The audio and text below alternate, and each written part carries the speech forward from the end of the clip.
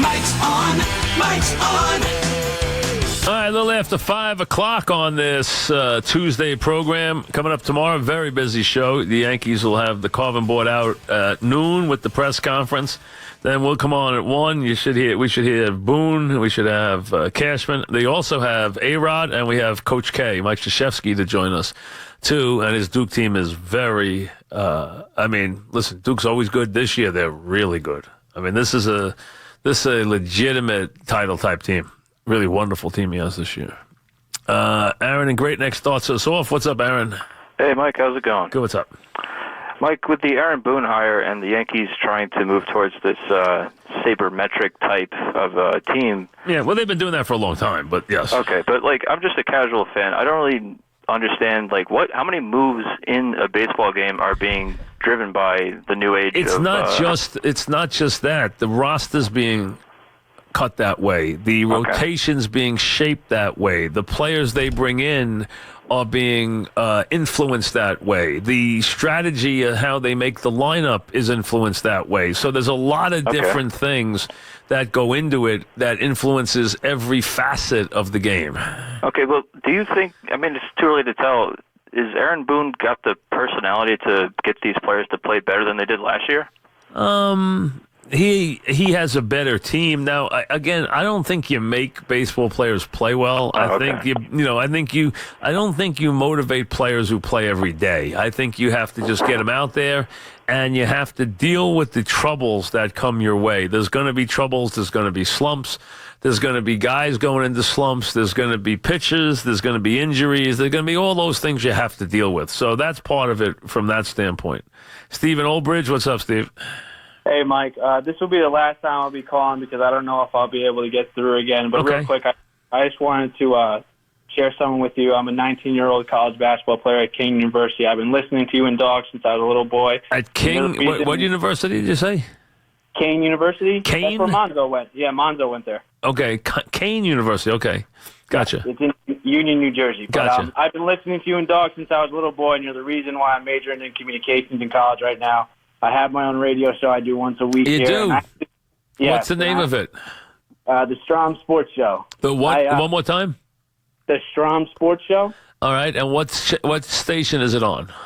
It's 90.3 FM, but you need to be near the campus. You gotta be in the dormitory, right? You gotta be in the. Yeah.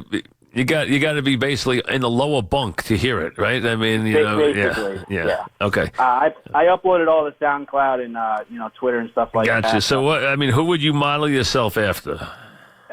Honestly, I listened to basically everyone at WFAN. And when you threw them all out, who'd you come up with after that? What happened? When you threw all them out, who'd you come up with after that? I'm from Minnesota. That's why I always call it Minnesota. So I listen to K-Fan out there too. So I just try to listen to the. Who's the best guy on K-Fan? Probably Paul Allen. He does the Viking games. Paul Allen. I don't know if I know him. Paul Allen. So I actually won tickets to your show at the Pele Center next Thursday. Oh, you did? Yes, so me and my dad are going to come. Oh, good. Well, come over. That's going to be rather intimate setting. So come over and say hello because that's not going to be like a monster scene that day because we don't have. It's not a very big building. So I told my coach actually. I have practice that day. I'm like, Coach, is there any way? He's like, all right, I'll let you leave a little early. So I'm really excited to come. What do you play? I play basketball. Oh, really? Yeah. You start? I do not start. I come off the bench. I'm a sophomore. Right. And how many points a game you score? 3. 3? Okay. Yeah, I'm a 3-point shooter. Oh, really? Yeah. And how tall are you? I'm 6'2". Okay. All right. So you're like a Kyle Korver type? That's what they compare me to, Kyle Korver. Really? You catch and shoot guy, huh? Yes. Coming off screens, all that. There you go. Okay. So just my question for you, and I appreciate you talking to me. If the Vikings make a deep playoff run, do you re-sign Case Keenum, and is he your franchise quarterback? He is not a franchise quarterback. He's having a wonderful year. He has really found something. He's not a franchise quarterback. That's a very very special tag that is only for a few players. So that he is not that. He is having a good season. He has thrown off the shackles of being a journeyman. That he has done. He's having a season that's better than being a journeyman, but he still has a lot to prove as far as, where he's going. I had someone say to me today, they think Case Keenum could win the MVP. I said, I do not see Case Keenum winning the MVP. His numbers aren't as good. No, they're not. I mean, I could give you a lot of guys that would be ahead of him. And this is not knocking him. I am not knocking him. I'm really not. He's really had a wonderful season. I like what he's doing. I really do. I mean, but, when you start talking about having, a season like that, I mean, he's got 16 picks. He's got 5 interceptions. He's done a nice job. He really has done a wonderful job, but he's not a MVP type player. But you know what? He's playing really well. My only problem with, and I know I ticked off a few of the Viking fans today with this, and they're coming out of the woodwork, is that I just worry about him playing in the Super Bowl against the Pats. I really do. If it got to that. Now remember, this is a guy you guys wanted to replace 3 weeks ago. So don't tell me how much you guys loved him. You guys were trying to get Bridgewater in the games. Dean and Mineola, what's up, Dean? Now, reports are everywhere that Eli's quarterbacking. Folks, anyone, anywhere could have said that, okay? Until the Giants tell us officially, and they haven't yet. But we all will be stunned, shocked, knocked over if Eli does not start. We all expect Eli to be the starting quarterback, but they have not stated it officially yet. Maybe they would like the Cowboys to prepare for both quarterbacks, although the Cowboys are not dumb. They know Eli's going to start. We all know Eli's going to start. We'll all be stunned if he doesn't. But we have not gotten official word yet that he's starting. Go ahead. What's up? Thanks, Mike. Go ahead, Dean. What's happening? With regard that, if the receivers come back healthy as expected for next year, are they gonna want a rookie quarterback to deal with the growing pains, or do you think Eli is going to be the starter? And if he's not the starter, do you think there's a chance that Elway will pluck him and land in Denver? I think anything is possible. I see. My feeling is this: Eli knows that if you do not pay attention to history, then you will wish you did. And he knows what the history of the Giants was when they drafted a young quarterback. They played him to the detriment of a star quarterback in Kurt Warner. And they gave up what could have been a playoff run that year to get Eli the experience he needed. And it wound up paying big dividends in the future.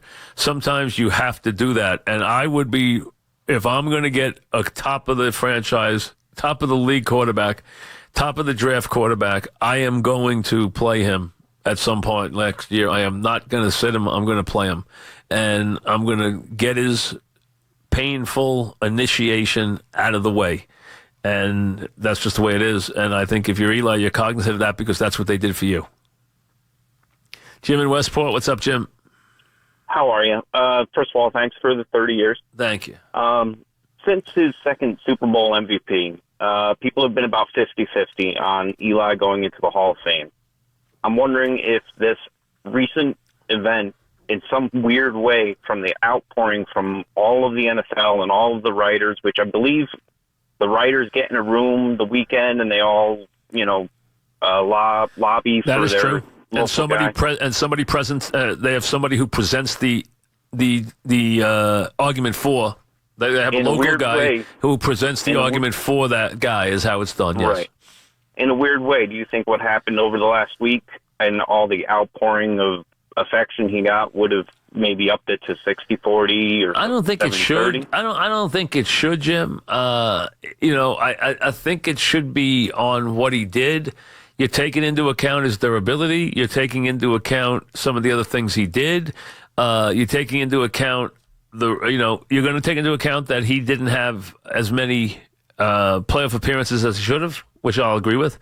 You're going to also take into account that when he got in the playoffs, he had a habit of getting on runs. He also won 5 playoff games on the road and against a who's who of quarterbacks and teams. He beat the Packers twice in Green Bay. Think about that. He beat Favre and Aaron Rodgers in Green Bay. You know, I mean, that's pretty impressive. He beat San Francisco and when they were good. He beat Dallas and Tony Romo in Dallas. So he's done a heck of a job in that regard. So from that standpoint, you're looking at a guy who's got 5 playoff wins on the road. There's a lot of guys that don't have. If you wanted a couple guys who have 5 playoff road victories and 2 Super Bowl MVPs, I don't know if there's another man who's ever done that. I don't know that Joe Montana has. How many road victories does Joe Montana and how many road victories does Tom Brady have in the postseason? Road victories. Those would be the 2 guys. Starr, now remember, Starr was 9-1, but I don't think Starr spent too many times on the road in the playoffs. He was 9-1. He lost in Philly that first year in the title. I don't think he had a lot of losing. Starr didn't have any losing. We know that he's 9-1 overall. And he won 2. And then Bradshaw would be the other guy. So you'd have to give me the home victories or road victories for Bradshaw, for Starr, for Brady, and for Montana. I don't know that any of them have more than 5. There are guys who are great quarterbacks that don't have any road victories, or 1. I mean, he won 5 playoff games on the road against top opponents. He won 2 NFC title games on the road. Winning NFC title games on the road is not easy. Not easy to do at all. Steve in Rockland County, what's up, Steve? Yeah, Mike, I just want to say, who's 50-50 on Eli going to the Hall of Fame? How many quarterbacks in history, Mike, 300 touchdown passes, 50,000 yards? How many? 4? He's seventh. He's seventh all time. in with 50,000 yards, and 7th for 334 touchdown passes. And if you go 50,000 yards and 2 Super Bowl MVPs, I think there's 2 guys, him and Tom Brady. I don't know if Montana got 5. I have to look at how much yardage Montana got. Although the yardage by itself is a longevity number more than anything else, But listen, when you take the 2 MVPs, 2 Super Bowl MVPs, that takes it down to 5 guys right there. There's only 5 guys that are 2-time Super Bowl MVP winners. 5 guys, that's it, and they're all who's who: Bradshaw, Starr. Bradshaw, Starr, Montana, and Brady. That's it. Flacco has how many? 8, really? How many does he have at home? So you have 2 at home. 8 and 5 on the road, and 2 at home. That's a lot, Flacco. That's an amazing amount. Both 6 and 4 on the road, Brady and Roethlisberger, and Eli is 5 and 1 on the road. Who, Eli? 7 and 2 on the road. No, don't count Super Bowls. Take the Super Bowl off the road. Yeah, take the. You got Super Bowls in there. You got Super Bowls in there with all those guys. Take Super Bowls off the road. Yeah. 6 for Flacco, 5 for Eli on the road. Yes. No, take Super Bowls out. Don't count Super Bowls as road games. Don't count them as road games. Count them as neutrals. Montana was 2 and 5. I knew we had a losing record. I didn't realize he was 2 and 5. Yeah. So, you see, winning on the road is hard. Now, Eli doesn't have a lot of home wins, which we know. He doesn't have, because he only got 8 playoff wins. He's got 5 of them on the road. He only has 1 home playoff win, which is amazing. That's it, just 1. Remarkable when you think about it. All right, update time.